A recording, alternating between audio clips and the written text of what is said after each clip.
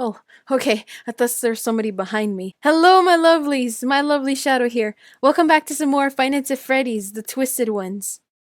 We are learning all the time. Hopefully, at least some of you are learning right here in this class. Dr. Treadwell's students laughed nervously, but she continued over them. It had apparently not been a joke. When we learn, our minds must decide where we will store that information. Unconsciously, we determine what group of things it is most relevant to and connect it to that group. This is, of course, only the most rudimentary explanation. When computers do this, we call it an information tree. Charlie was now half listening. She knew this already and was taking her notes on autopilot. Since their expedition to Freddy's the day before, she hadn't been able to get the image of Dave's body out of her head. His torso, and the gruesome lace of scars that had covered it. When he was alive, he'd shown them off to her, boasting of his survival. While he never told her what had happened, it must have been an accident. He used to wear those suits all the time. She could see him now, before all the murders, dressed as a yellow bunny and dancing merrily with a yellow bear. She shook her head suddenly, trying to get rid of the image. "Are you okay?" Artie whispered. She nodded, waving him off. But the dead man in the field, that wasn't an accident. Someone forced him inside. But why? Charlie restlessly tapped her fingers on her desk. "That will be all for today." Dr. Treadwell set down her chalk and stalked off the auditorium stage with a purposeful step. Her teaching assistant, a flustered graduate student, scurried forward to collect the homework. "Hey, do you have time to go over some of this?" Artie asked Charlie as they gathered up their things. "I'm in a little bit over my head in this class."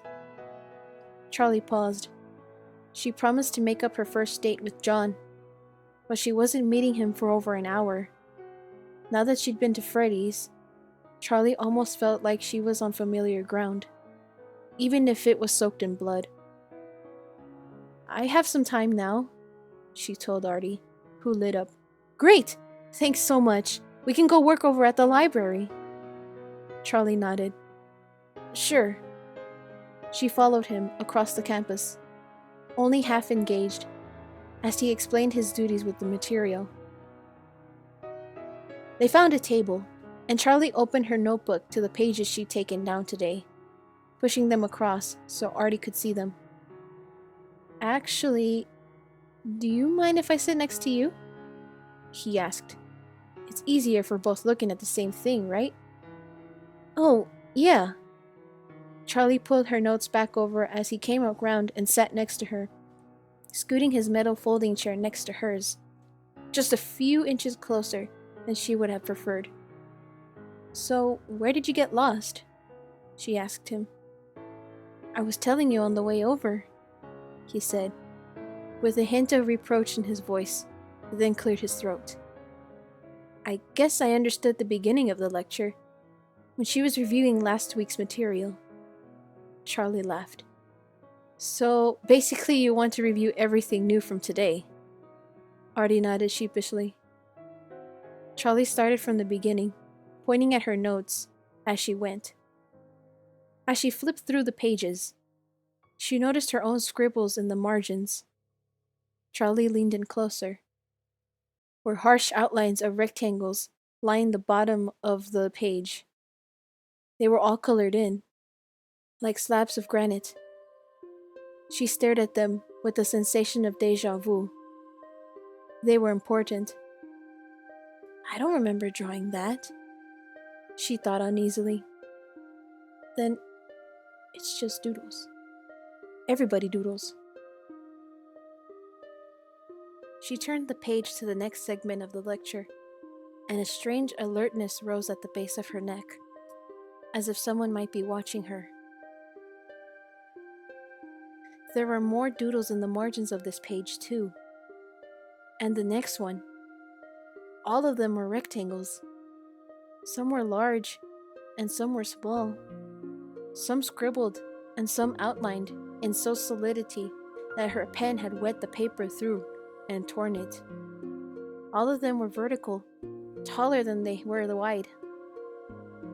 Charlie stared, tilting her head to see from different angles, until something pinched inside her. Sammy, she thought. Then, is this you? Does this mean something I don't understand? Charlie glanced at Artie. He was staring at the paper too. As she watched, he turned the page again. The next pages were the same. They were filled with neat, clear notes. But little rectangles were squashed into every available spot on the page, stuffed into the space between bullet points, crammed into the margins, and tucked away where lines came up short. Quickly, Artie flipped the page back. He looked up at her and smiled, but his eyes were wary. Why don't you try the first problem here? Charlie suggested. Artie bent over his worksheet, and Charlie stared down at her notebook. Her mind kept returning to her father's house, and the shape she'd drawn only made the impulse stronger. I have to go back. Are you okay? Artie leaned in cautiously. Charlie stared down at her notebook. Now that she'd noticed the rectangles, they seemed more prominent than the notes. She could focus on nothing else. I have to go back. Charlie shut the notebook and blinked hard. She ignored Artie's question, shoving the notebook back into her pocket. I have to go, she said as she stood up. But I'm still stuck on the first problem, Artie said. I'm sorry, I really am. She called over her shoulder as she hurried away. She bumped into two people as she passed the circulation desk, but was too flustered to mutter an apology. When she got to the door, she stopped, her guts twisting. There's something wrong, she hesitated, her hand suspended in the air, as if something was blocking her path. She finally took hold of the knob, and instantly, her hand felt fused to it, as if by an electrical current. She couldn't turn it, and she couldn't let go. Suddenly, the knob moved on its own. Someone was turning it from the other side. Charlie yanked her hand away and stepped back as a boy with an enormous backpack brushed past her.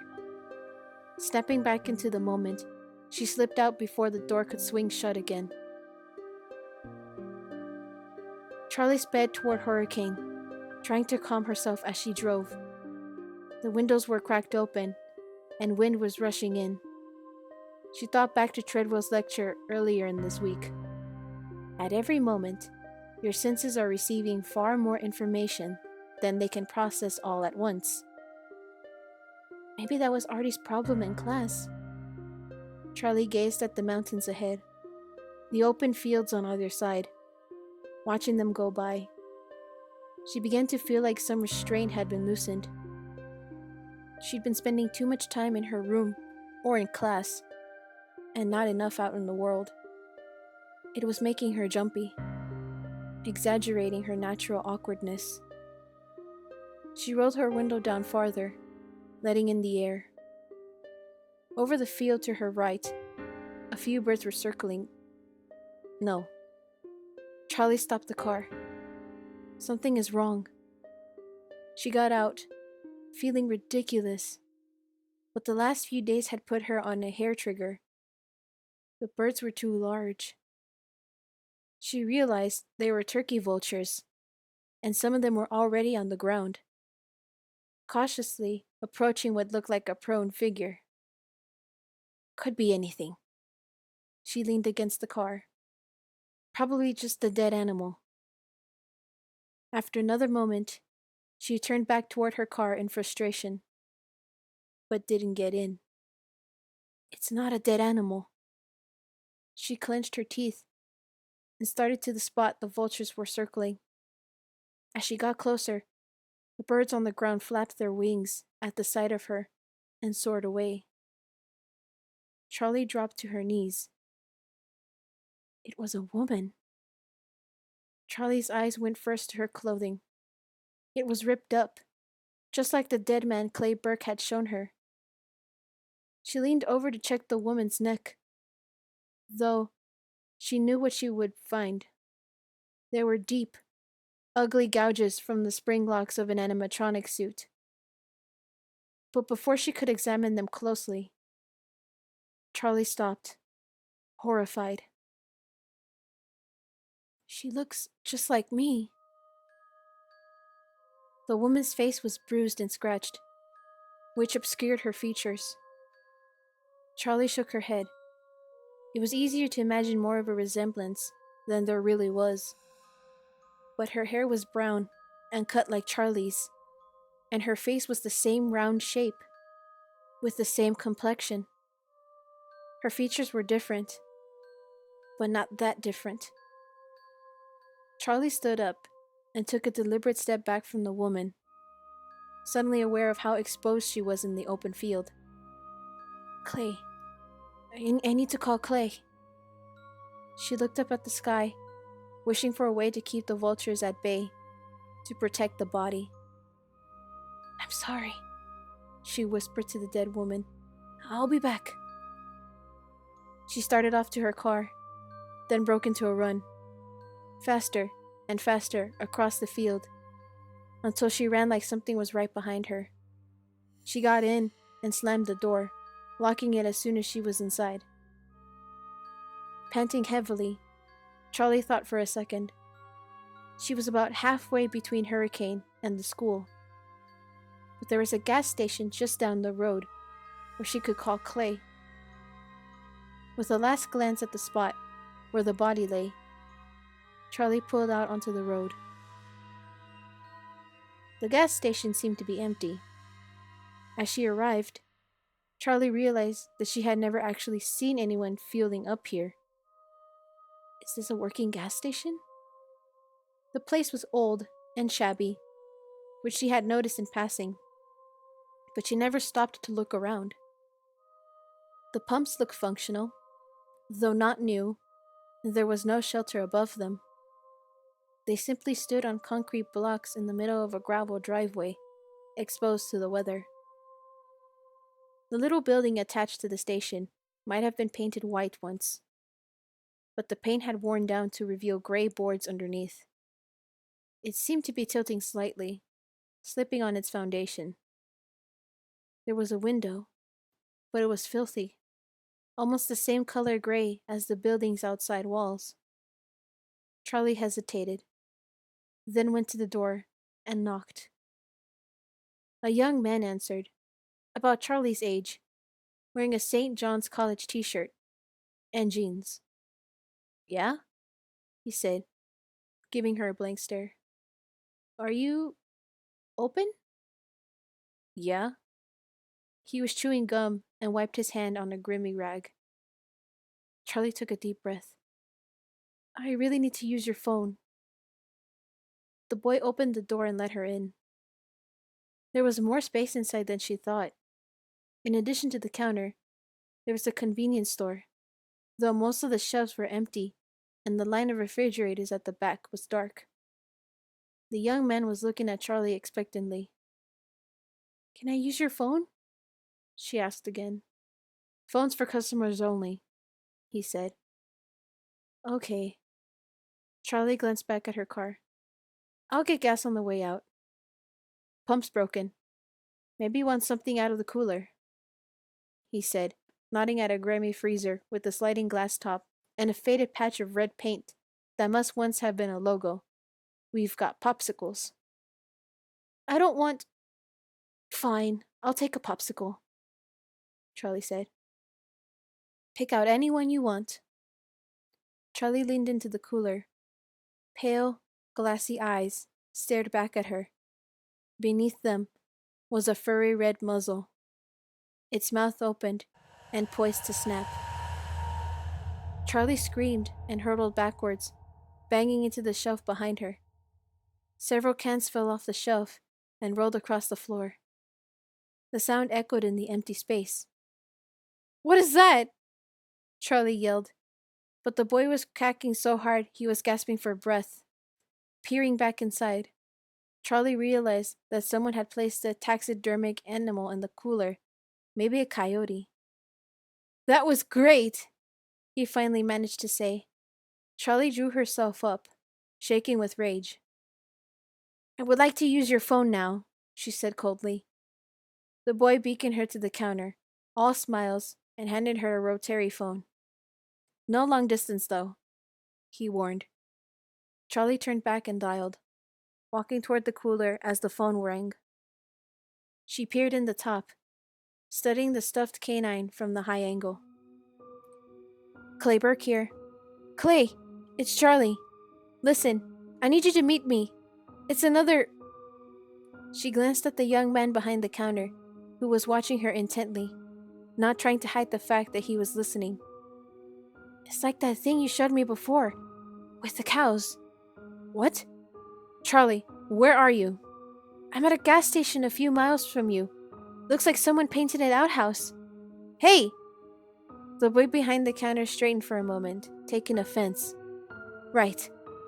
I know where you're at. I'll be right there." There was a click from the other end. "Thanks for the phone," Charlie said brigudely, and left without waiting for a reply. Charlie crouched again where the woman's body lay. She looked anxiously up the road for Clay's car, but it didn't appear. At least the vultures hadn't returned. "I could just stay in the car until he gets here," she thought. But Charlie didn't move from her spot. This woman had died horribly and been abandoned in a field. Now, at least, she didn't have to be alone. The more Charlie looked at her, the harder it was to dismiss the resemblance. Charlie shivered, even though the sun was warm on her back.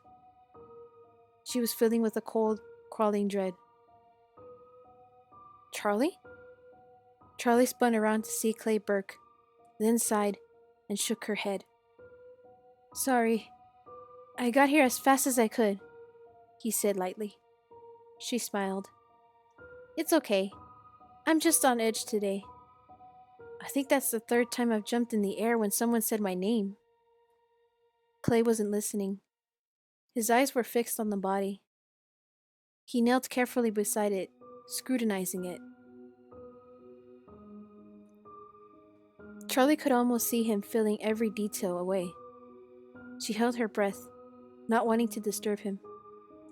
"Did you touch the body?" he asked sharply, not looking away from the corpse. "Yes," she admitted. "I checked to see if she had the same injuries as the man." "Did she?" "Yes. I think... I know she was killed the same way." Clay nodded. Charlie watched as he got up and circled the woman, dropping down to look more closely at her head, and again at her feet. Finally, he turned his attention to Charlie again. "How did you find her?" he asked. "I saw birds, vultures, circling above the field. I went to check." "Why did you go check?" His eyes were hard, and Charlie felt the trickle of fear. Surely Clay didn't suspect her. Why wouldn't he? She thought. Who else would know how to use the spring locks? I bet he could come up with a million theories about me. Twisted girl avenges father's death. Acts out psychodrama. Film at 11. She took a deep breath, meeting Clay's eyes. "I checked because of the body you showed me. I was in a field. I thought it might be another one." She kept her voice as steady as she could. Clay nodded, then steely expression slipping from his face, replaced by worry. "Charlie, this girl looks like you," he said bluntly. "Not that much like me." "She could be your twin," Clay said. "No," Charlie said, more harshly than she intended. "She looks nothing like my twin." Clay gave her a puzzled look. Then comprehension dawned. I'm sorry. You had a twin, didn't you? Your brother. I barely remember him, she said softly, then swallowed. All I do is remember him. I know she looks like me, she said weakly. We're right near a college town, Clay said. She's a young white female with brown hair. You're not a rare type, Charlie. No offense. Do you think it's a coincidence? Clay didn't look at her. There was another body found this morning, he said. Another girl? Charlie drew closer. Yes, as a matter of fact. Been dead for a couple of days. Probably killed 2 nights ago. Charlie looked down at him in alarm. Does that mean this is going to keep happening? Unless you think we can stop it, he said. Charlie nodded. I can help, she said. She looked again at the woman's face. She's nothing like me. Let me go to her house, she added abruptly, seized by a sudden impulse to prove it, to gather evidence which she and the victim were not the same. What? Her house? Clay said, giving her a dubious look. You asked me to help, Charlie said. Let me help. Clay didn't answer. Instead, he reached into the woman's pockets one by one, searching for her wallet. He had to move the body to do it, and she jerked a little as she did, like a ghastly puppet. Charlie waited, and at last he came back with her wallet. He handed Charlie her driver's license. Tracy Horton, she read. She doesn't look like a Tracy. You got the address? Clay scanned the road for police cars. Charlie read it quickly and handed the license back. I'm going to give you 20 minutes before I radio this in, he told her. Use it.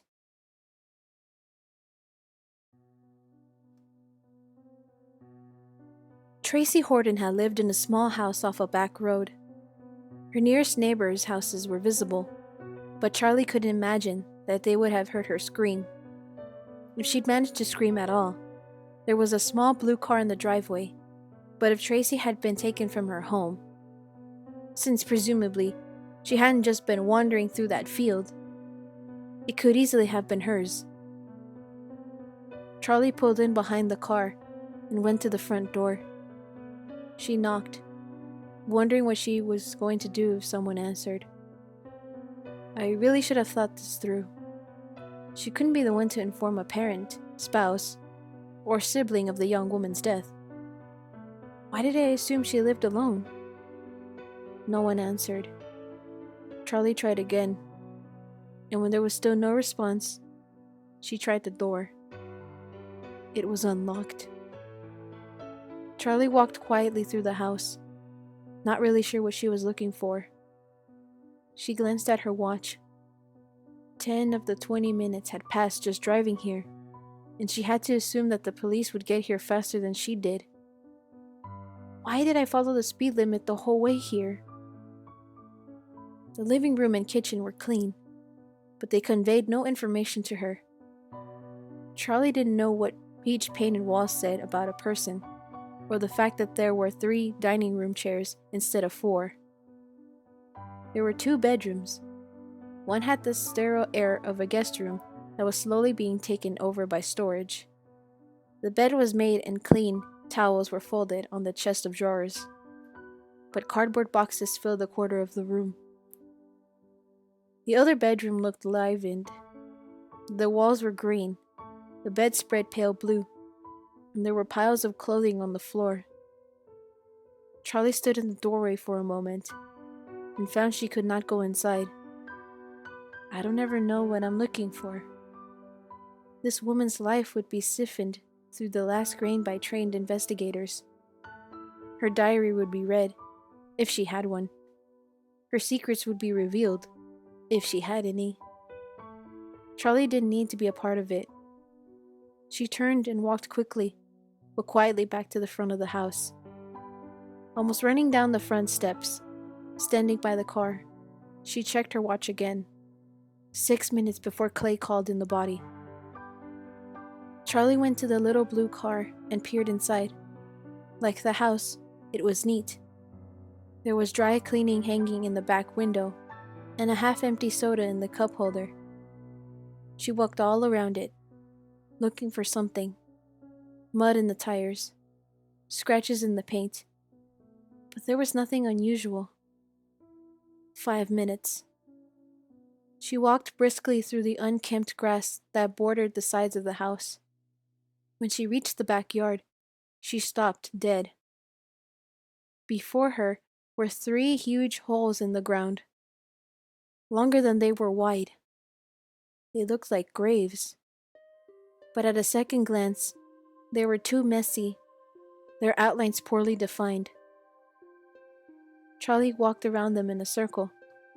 They were lined up next to one another, and they were shallow, but the dirt at the bottom was loose. Charlie grabbed a stick off the ground and poked it into the middle hole. It went in almost a foot before it was stopped by denser soil. The dirt dug out of them was strewn messily all around. Whoever dug the holes had carelessly tossed it everywhere, not bothering to pile it up. 2 minutes. Charlie hesitated for another moment, then lowered herself into the middle hole. Her feet sunk into the loose dirt, and she found to steady herself, catching her balance. It wasn't too deep. The walls came up to her waist. She knelt and put her palm against the wall of the grave. The hole. She reminded herself. The dirt was loose here, too, and the wall was rough. Something had been hidden there, under the ground. The air is growing thin. I am running out of oxygen, and I will die like this, alone, in the dark. Charlie's throat seized. She felt as if she couldn't breathe. She climbed out of the hole and back out into the grass of Tracy Horton's backyard. Charlie took a deep breath, focusing all her attention on pushing away the panic. When she was free of it, she checked her watch. -1 minute. He's already called them. But something kept her there. Something familiar. The loose dirt. Charlie's mind raced. Something climbed out of these. From a distance, a siren was wailing. It would be here in no time. Charlie hurried to her car and pulled out of the driveway, taking the first corner without caring where it would have taken her. The hole stayed in her mind, the image like a strain.